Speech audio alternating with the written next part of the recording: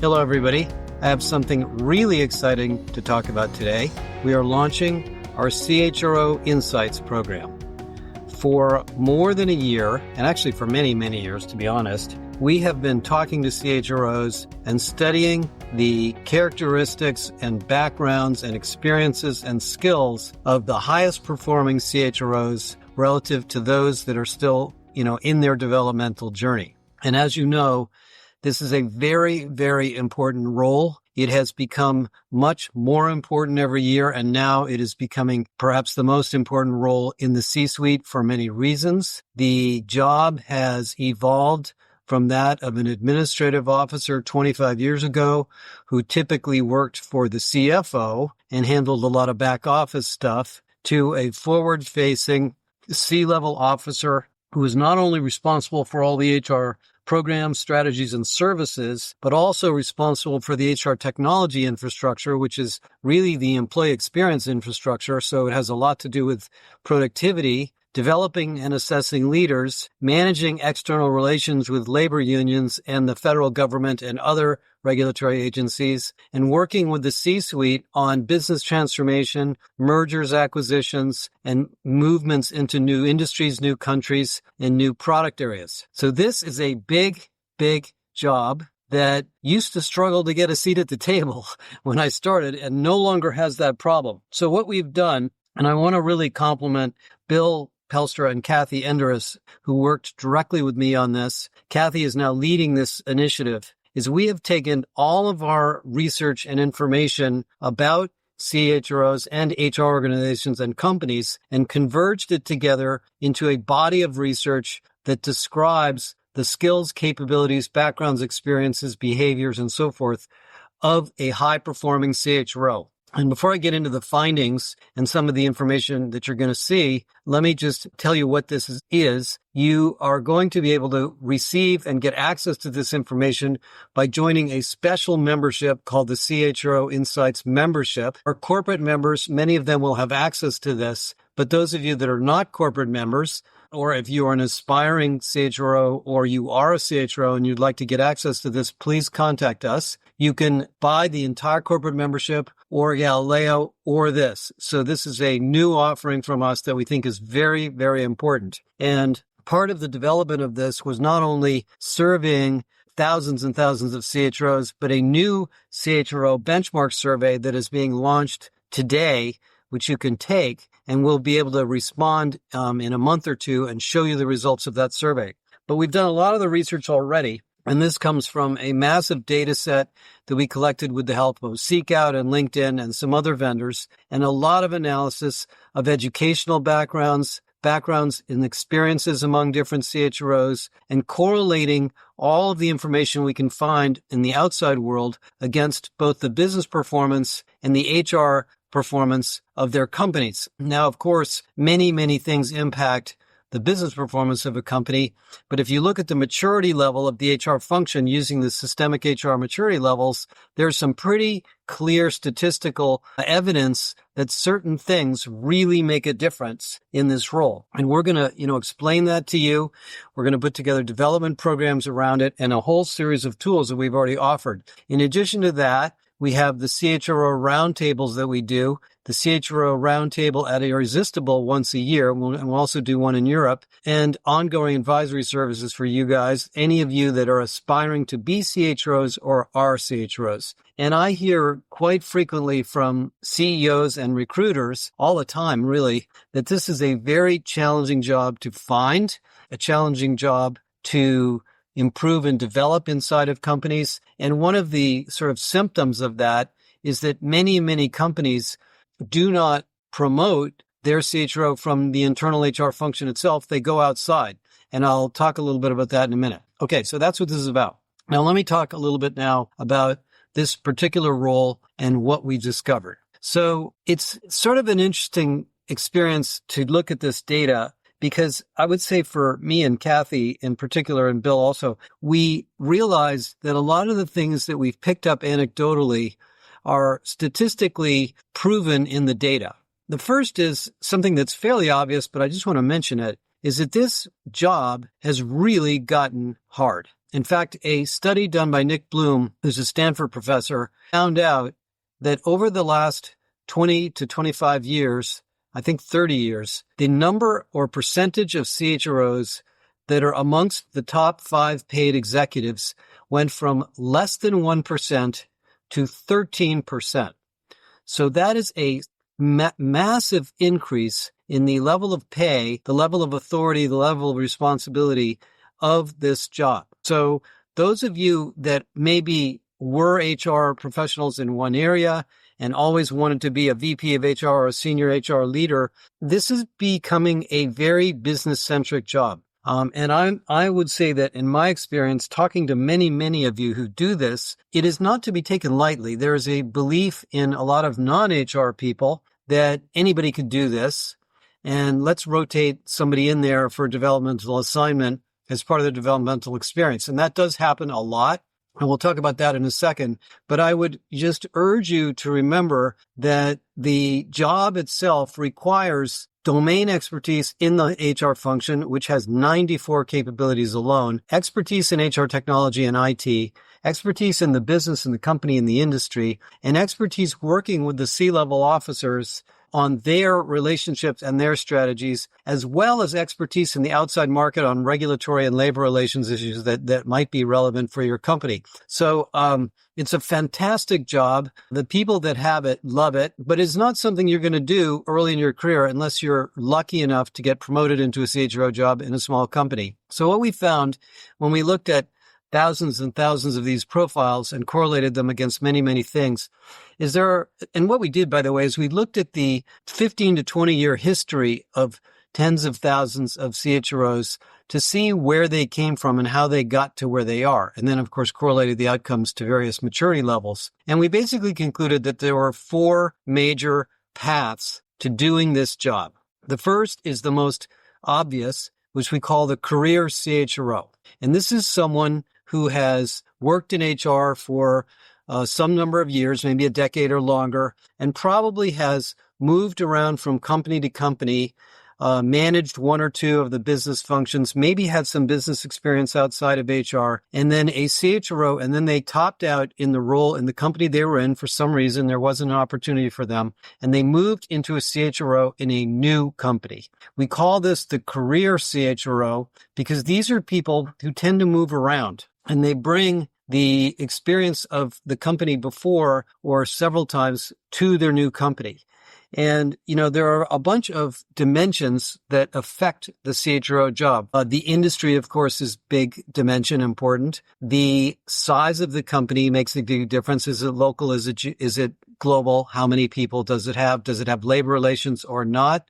The growth rate of the company makes a huge difference. Fast-growing companies need very, very unique HR strategies versus stable or mature companies. And then the CEO, him or herself, and who this person will be working for and with, as well as the country of origin of the company and the culture of the company. So there's these career CHROs move from company to company. They bring deep expertise with them, and they bring fresh perspectives to CEOs and boards who simply believe that something new could be done, and we don't know how to do it inside the company. And that leads me, and by the way, that number, that role is roughly 70 to 73% of the CHROs out there. So this is the most common way this job evolves. The second most common is what we call the company CHRO.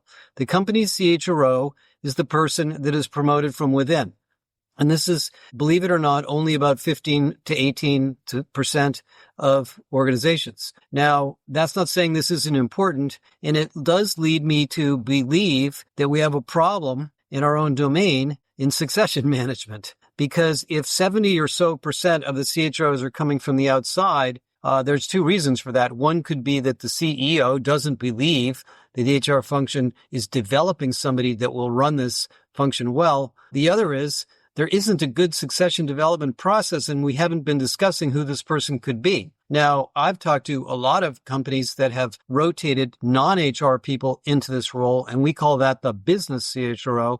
And that is one way to inject change and new ideas into the function. And oftentimes, these individuals are people that are on track to be the CEO, and they're rotating through. This is, by the way, what Schneider Electric did, through a 2, 3, 4 year or 5-year role in the HR function to learn a lot of the intricate interactions inside of the company. But anyway, one of my conclusions from this research is we need to do a better job of developing CHROs inside the company, because there's always a risk of bringing somebody in from the outside, and you don't want your greatest team in the company to leave because they don't see any opportunity to move. The third type is the business CHRO. Now, these are many of these are the smaller percentage, but very interesting roles. If you look at Elon Musk's companies, most of his HR leaders have no HR experience. If you look at tech companies, oftentimes they'll rotate somebody into HR who comes from a technology background. And as I mentioned, a lot of companies, banks, insurance companies, large global manufacturing companies, look at this as a developmental assignment for the CEO. These people have particular benefits in this job. They come in with a fresh perspective. They understand the need to integrate HR into the business and to be more business-centric, but they don't always have the, maybe understanding is the word, not respect, for the complexities of what's going on. And, I meet a lot of these people all the time. And in the first couple of weeks of their job, they want to ask a lot of questions. And then sure enough, 6 to 9 months later, we have a conversation about the fact that this is much harder than it looked. But anyway, that's the third category. And then the fourth category is what we call the operations CHRO. These are people, traditionally, this was the most important path, but this is now a lesser path. That come from finance, that come from administration, that come from legal, that take on this job because the company has particular focus on administration, legal, or some other form of regulatory issues, and they want the CHRO to be an expert at labor relations or financial operations or IT. When we go through the research in the report, and you can read the report by downloading it, you'll see that the percentage of CHROs that add the value created by these different four jobs is different. It's not fair to say that one is better or worse, but there are conditions under which certain are more valuable. In most cases, the career CHROs are adding more value than the company CHROs, and they are typically more likely to be women. The business CHROs are more likely to be men, as are the operations CHROs. And the career CHROs, the ones that move around, tend to have more highly leveled degrees. They have more multidisciplinary backgrounds. By the way, a lot of the degrees we found out that the most highly correlated college degrees of the highly effective CHROs is political science, believe it or not. Economics scored right below that, law scored right below that, and then in HR below that. And what that points out is that this is a very multidimensional job, and we need, to develop skills in organizational dynamics and change and organizational strengths and weaknesses. And those are in some sense similar to political skills and understanding how to manipulate or understand and move and change a complex network of people. People with technology backgrounds, much lesser success rate at being a CHRO. People with marketing backgrounds, much lesser success rate. And actually people with business degrees, much lesser success rate, believe it or not, which is a little bit odd. But I have noticed in my own experience in the education side of this industry, particularly my work at UC Berkeley and other educational institutions, is that most business schools don't teach this area at all. They might have a course on culture, and they might have a course on leadership, but I think it's very unusual to see a business school that teaches somebody about the operations of the HR function. I think this is unfortunate, but that's just the way it goes. So you have to come to us or others to really learn an in-depth background in this particular career. Anyway, this report is filled with information that you're going to find really, really valuable in understanding your career path, potentially your succession program in your company or your opportunities to select or find a CHRO if you're a CEO or another business leader. I will add a couple of more things. In addition to this kind of data that we're doing in CHRO Insights, we're also going to be providing a whole bunch of tools. One of the tools that we're launching today for the clients, and you can get this if you'd sign up, is a development planning tool for you depending on your background. Now, we have two really tool sets here. One is the tool being introduced today, and the other is the career navigator that we have for HR, which is the AI system that we offer as part of our academy. So when you go through this, if you're, sort of aspiring to this career at some point in the future, you can see the kinds of skills and experiences you need to put yourself into this role. I would also say, from my experience with many of you and talking to many, many CHROs, is that you have to learn this job by doing it. There's no other job quite like it. And a significant number of the people who succeed at it come from heads of talent or heads of talent acquisition, where they've had a lot of complex, interconnected business functions reporting to them. And they've seen the interoperations between the HR function and the business function in a dynamic way, because that's what this really is. But there are so many surprises in this job that I really think those of you that want to do it are going to have to sort of jump in and find an opportunity in a company that's appropriate for you and learn. And the reason for that is, certainly in the last decade and probably for the last multiple decades, the number of surprises that the CHRO has to deal with is endless. And there's business surprises like the company has a downturn or needs to lay people off or does a merger. There's regulatory surprises where the federal government passes some massive regulation and changes the whole nature of their workforce. We're going through that right now. There's company crises where there's plane crash or a fire or something terrible happens. There's the pandemic. There's things like that. There's floods and other, sort of environmental things that affect the workforce. There's the changes in the workforce itself. In some countries, there are, tremendous shortages of workers. In other countries, there are labor union issues and skills issues. So this is a job that's not just running things. You obviously have to run the operation too, but you got to be ready for a lot of new things to deal with, many of which have never happened before. Now, every year I kind of think about the fact that, wow, that was a really astoundingly interesting year we just finished, but I can never predict what's next. And if you think about AI, we know a lot about what's going to happen in AI. We've been researching that and talking about it a lot, but we really don't know everything. We don't know the impact on the organizational structures in companies and how these data management tools are going to work and so forth. So it's a really, really challenging job. So there's two things I would like you to do immediately. First, register to get your hands on the research, because we want everybody in HR to read this so that you can use it in your job and your role in your company. And the second is take a look at the survey. For those of you that are in senior level positions, we would love you to take the survey, because you will see from us over the coming years and coming months much more detail on what's going on in this role by industry, by location, by company size, by growth rate, and so forth, because we're going to really dig into this. I personally believe this is a major hole in the market. There are very, very few resources for you other than CHRO roundtables and executive recruiters that can really help you understand how to make this role more valuable, whether it be in sourcing or development or improvement of the job itself.